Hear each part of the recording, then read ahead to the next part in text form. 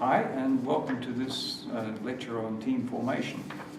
Now, in this lecture, we'll describe the process of team formation and some of the popular methods of forming a team.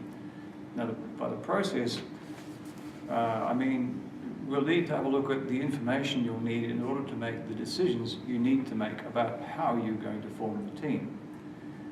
Then we'll talk about the process of forming the team and give you some general assessment of how would you know you actually formed the team properly. So let's start with the definition. What exactly is a team, and how is a team different from a random group of people?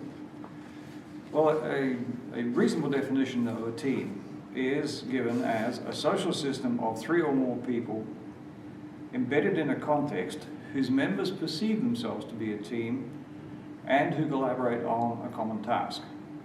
All right, so a group of people who don't perceive themselves as a team are probably not going to collaborate.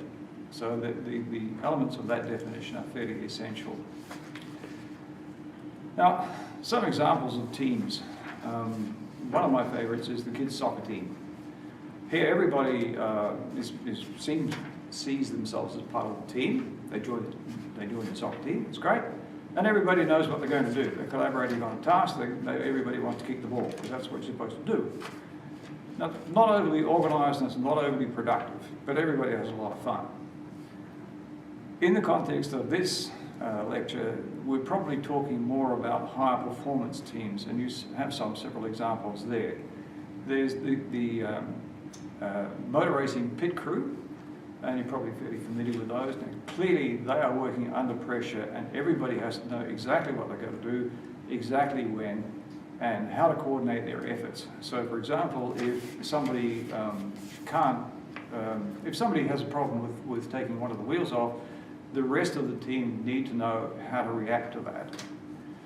With a surgical team, it's not so many people doing the same task, but people collaborating, doing different elements of the primary task, which is operating on the patient.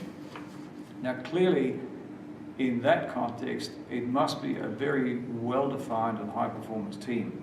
Otherwise, it simply won't work. Less visible, but no less important, is the software development team.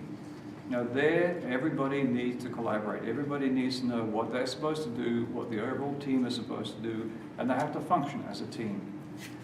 Otherwise, essentially, nothing gets built particularly well. Now, one of the questions is, why do you have to do anything special to form a team? Surely if you just get a group of people together, they kind of figure it out. Well, yes, they do, but not in time. You actually have to do something special, or you have to do something very deliberate to form the team. Otherwise, everybody will simply sit around and basically not much will happen. Now, in forming the team, you do get better outcomes than with a group of individual people, simply because people can help each other, they can collaborate on the task. And I think one of the lessons that has come out of many years of running this subject is that the time invested at the front in forming your team and sorting the team out pays off. If you don't spend that time now, then later you'll have to spend more time fixing the problems. So that's the definition of the team and some reasoning about why you'd actually have to spend the time to form the team.